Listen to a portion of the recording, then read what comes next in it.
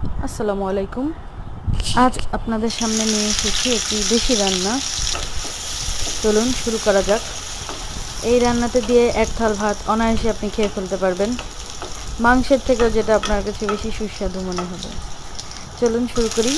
প্রথমে পেঁয়াজ এবং মরিচ তেলের ভিতরে দিয়ে আমরা ভেজে নেব। তারপরে চিংড়ি মাছ দিয়ে দিতে হবে। চিংড়ি মাছটা কিছুক্ষণ কষিয়ে নেব।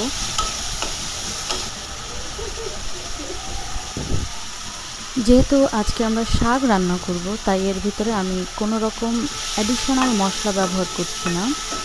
চিংড়িটা যখন তেলে কিছুটা ভাজা হয়ে যাবে, তখন আমরা এর ভিতরে শাক দিব।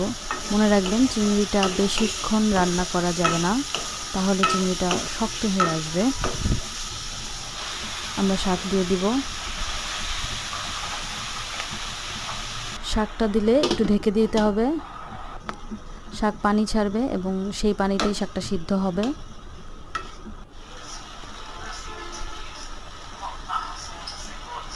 কিছুক্ষণ পর পানিটা টানা পর্যন্ত আমরা রান্না করব।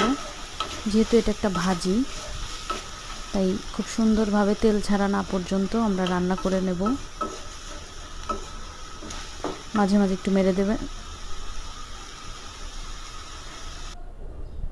দেখুন কি মজাদার একটি ভাজি হয়ে গেল। এই রান্নাটা খুবই ভালো লাগে, একদিন রান্না করে খেয়ে দেখবেন, যা দিয়ে আপনি মাংস ছাড়া এক থাল ভাত খেয়ে ফেলতে পারবেন। রান্নাটি ভালো লাগলে অবশ্যই বাসায়